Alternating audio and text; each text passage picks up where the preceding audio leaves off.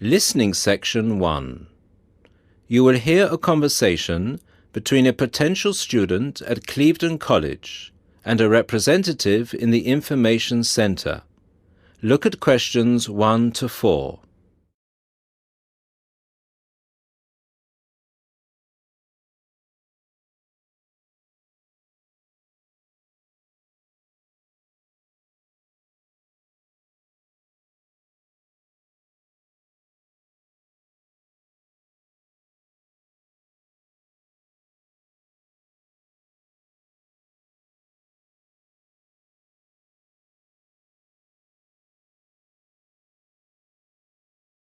Listen to the first part of the conversation and answer questions 1 to 4. Good morning, Clevedon College. Can I help you? Yes, please. I'd like some information about evening courses this term. Okay. Which subjects are you interested in? 2 subjects, actually. Languages and computer skills. Okay. What languages are you interested in? Actually, I'm not sure. I have to fulfill a language requirement for school, but I haven't really decided what language to study. How many language courses do you run each week? We have 2 every night, from Monday to Friday.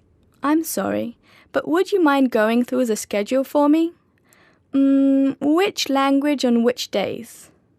Not at all. Monday to Wednesday are modern European languages: French, Spanish, German, Dutch and Polish. Thursday night we offer ancient languages, Latin and ancient Greek. And on Friday we finish off with the Asian languages of Hindi and Bengali. Monday to Wednesday, modern European. Thursday, ancient languages, and Friday, Asian. Can you spell Bengali, please? Yes, it's Bengali. Great. And how much do the courses cost? Each course costs £25 per person per term. But if you want to do 2 language courses, there's a 10% discount, but only if you book for 2 terms. So the 10% discount is if I take 2 courses for 2 terms. Is that right? Right.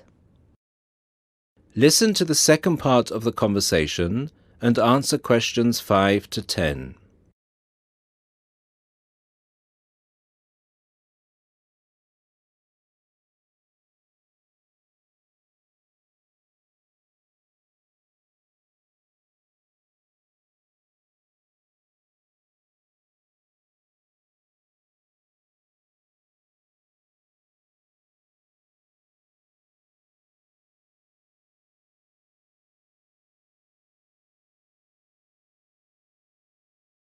As the conversation continues, complete questions 5 to 10. Would it be possible for me to book my classes right now? No, sorry, the computer's down. What I suggest you do is call extension 9694. Oh, no, sorry, 6994 after 6 p.m. and ask for Mrs. Johnson. I'm sorry, I didn't get that. Did you say 6994 after 6 p.m.? Yes, 6994. Please ask for Mrs. Johnson. Thanks. Okay. Can we now look at the computer skill courses? Yes, of course. Computer classes always start in the first week of the month. And the way it works is we offer 1 computer class for the entire month. So you might spend 1 month on databases, another month on Excel, and so on. Classes meet once a week on Tuesday afternoons. The next class starts February 1st. Okay, so for the upcoming month, February? February is going to be databases. There are 24 places still free on that course, and it costs £40 per person. February, databases, 24 openings, £40. Okay. Excel starts in March, and that's nearly full. Only 4 slots left. It's £45. Okay, Excel. March. Only 4 slots left. Got it. April is Outlook. That is never as popular since it costs so much more, but you get a free CD. It is £60 for the month, and there are 19 places left. Okay, April. Outlook. £60. Is that it? No. On the 3rd of June, we start a Word course. We have 16 vacancies for that at the moment. It's also expensive at £55. 3rd of June. Word. 16 vacancies. £55. Now, do I call the same number to book a place in one of these classes? No, you have to call Mary Jones, I think. Yes, Mary Jones. Extension 9623. Sorry, could you repeat that number? Yes, extension 9623. Please call her before 6 p.m. Okay, many thanks for all your help.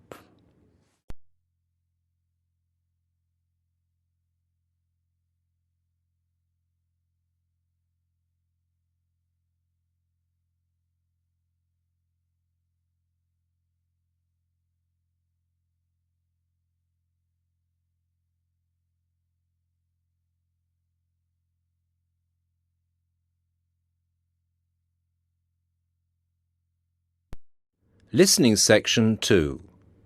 You will hear the principal of a university welcoming his students. Look at questions 11 to 17.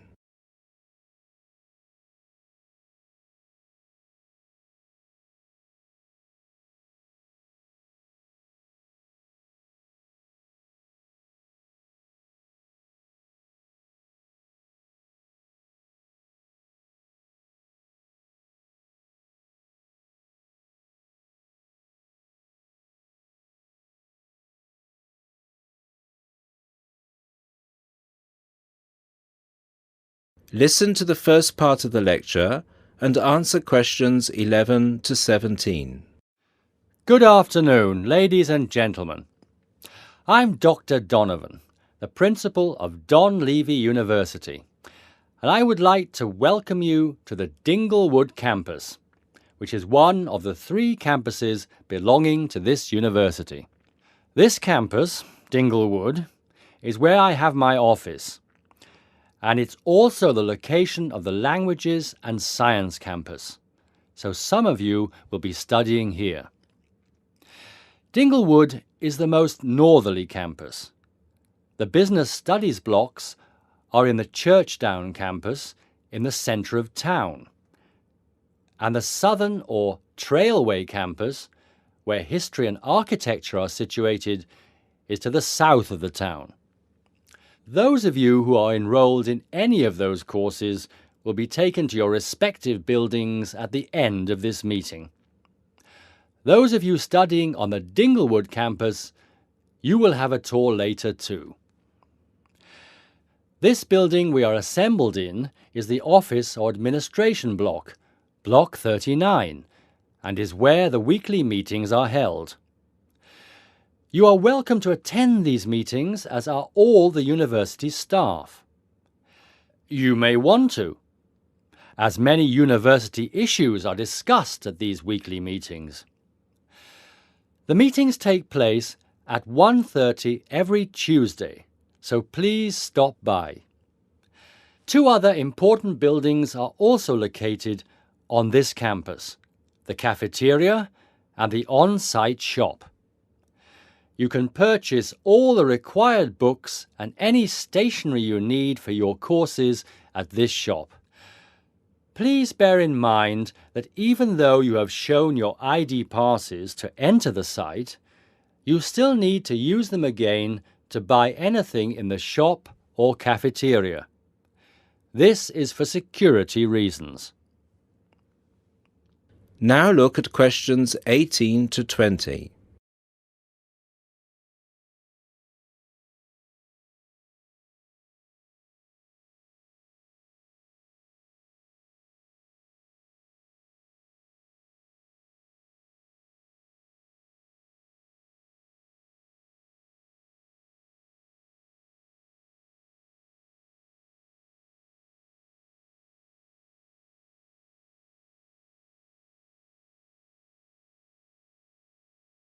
As the lecture continues, answer questions 18 to 20.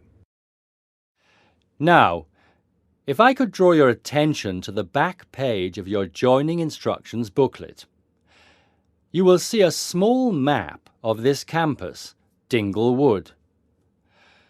The block we are in now, the Office and Administration block, is located between the Languages Centre, Block 38, and the Physics School, Block 30.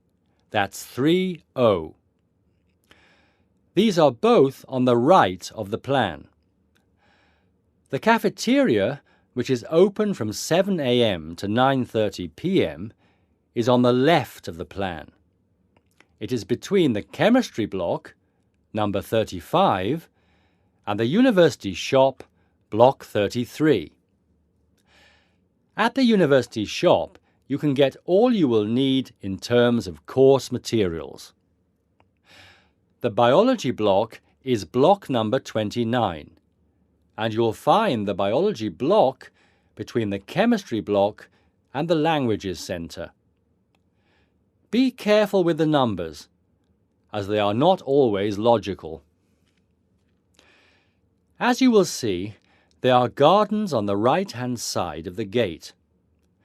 These are being extended over the next 2 months, and a memorial fountain is being installed in the middle of the campus.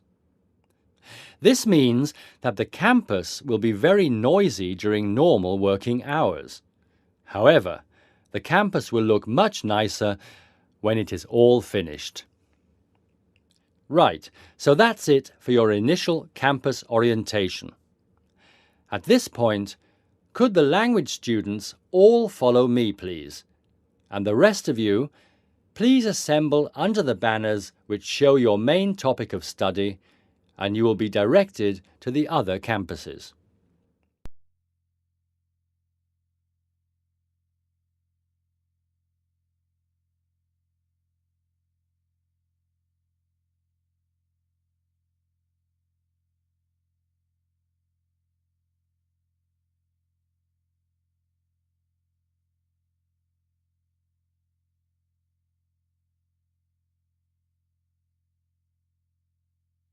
Listening section 3.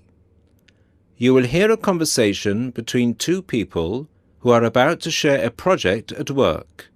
Look at questions 21 to 30.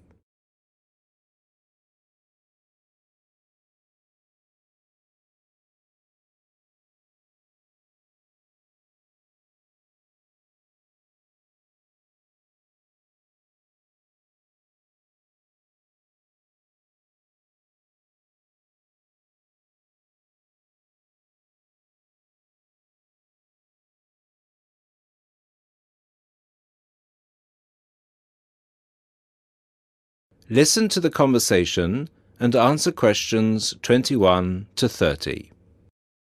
Hi Bill, how are you? I'm okay now, Sarah, but I was so ill last week. Oh dear, what was the problem? Did you eat that dodgy fish in the canteen? No. At first, I thought it was a cold, but then my head started hurting and my eyes started to go blurry. Oh, I'm so sorry. That sounds serious. Yeah, it's okay actually. I went to the doctor and he diagnosed me with a migraine. He gave me some medicine and I'm starting to feel much better. Oh, I'm glad to hear that. Well, I'm also glad you're in today because we have to work on a new project together. Oh, are we in the same section? No, it's just us. No one else.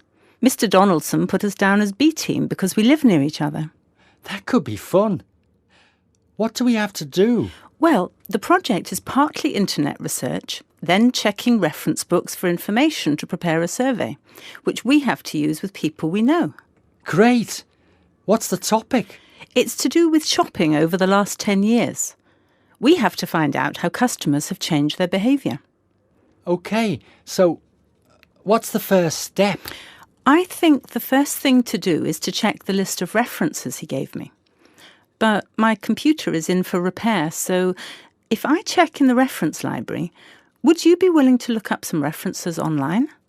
Once we're done with the reference checks, we can write the questions together. That's fine. I'll do the internet research. So, what sort of shopping are we looking at? Only food or goods or clothes shopping?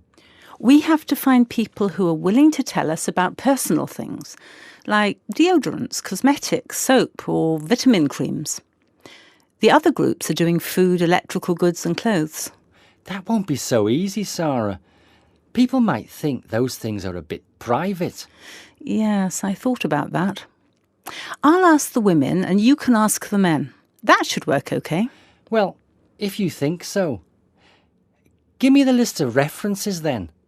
Sorry, I left them in my other bag at Joseph's house. I'll get them for you tomorrow. OK. Well then, this afternoon, I think I'll catch up on the notes from last week. Can you help me, or are you busy? I've made you a copy of my notes already to save you time. Here you are. Wow, thanks, Sarah. That's so thoughtful. Well, since there's nothing for us to do right now, shall we go for lunch? Well, actually, I'll have to catch you later. I have to go to a meeting this afternoon. Can I phone you tonight to arrange when to meet? No, sorry. I have a date.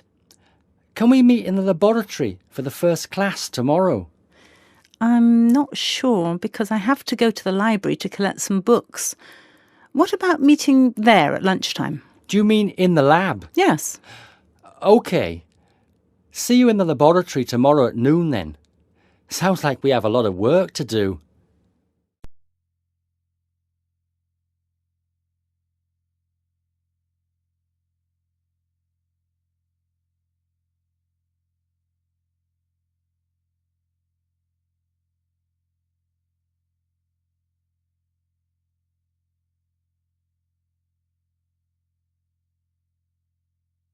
Listening Section 4. You will hear someone talking about art. Look at questions 31 to 35.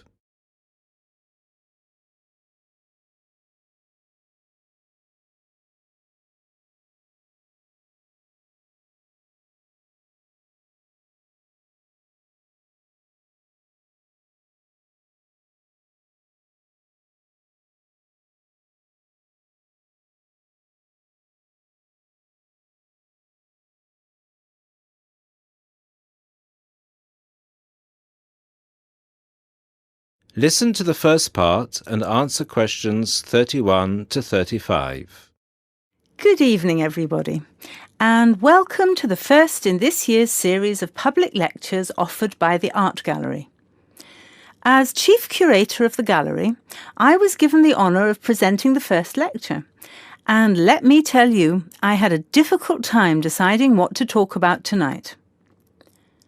Being the curator, I naturally know just about everything that's in this gallery, but I wanted to choose an artist who has a wide appeal. That seems only fair, yes? But I didn't want to talk about someone so well known that anything I said would be familiar.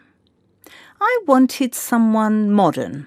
My personal preference is for modern art. But again, I wanted to choose someone who had the potential to appeal to all art lovers, whether they're attracted to traditional forms, impressionism, surrealism, or what have you. So, having spent the last 5 years as a visiting professor in Barcelona, it's not surprising that I finally chose to talk about one of the greatest Catalan artists, one whose work is likely to be familiar to many of you, Joan Miró. Look at this. And this. And this. Ring any bells? Miró's most famous and most widely reproduced works tend to be like this. Bright primary colours with lots of asymmetrical forms. He painted on large canvases, larger than himself quite often, and his paintings depicted birds, trees, flowers, and other features of the natural world. But Miró produced a great variety of work, and it's about some of his lesser-known paintings that I would like to speak this evening. Miró was born in Barcelona in 1893, the son of a goldsmith. He began to show talent very early, and in 1926 went to Paris, where he was drawn to the Surrealists of Montparnasse. He did not define himself as a Surrealist, however. He preferred to stay free to experiment with other artistic styles as he wished.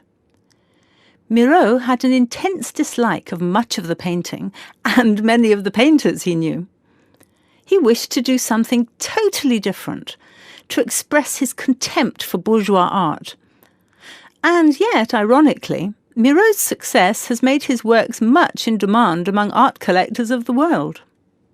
But we can't really talk about the artist without looking at his art. And that's what I'd like to do now. To take a look at just a few of Miro's works and think about what it is that makes them special. Special to me, and to a great number of people who flock every day to the Miro Foundation in Barcelona. Now look at questions 36 to 40.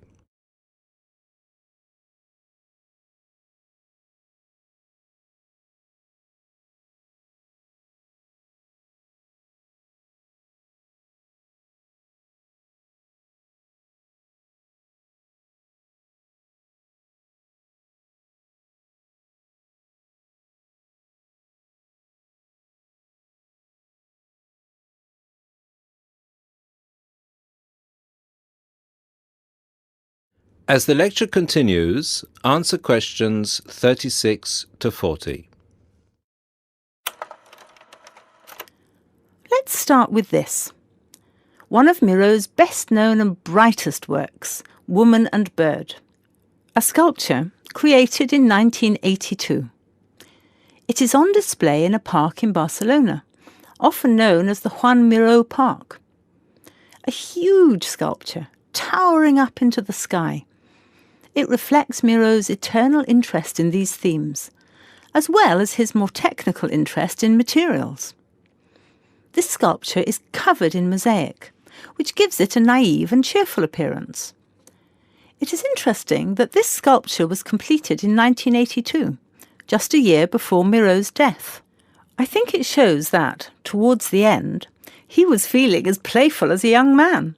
And I think he wanted to share this playfulness in a park on such a big, very public scale. And now, another representation of a woman, this time just called Woman.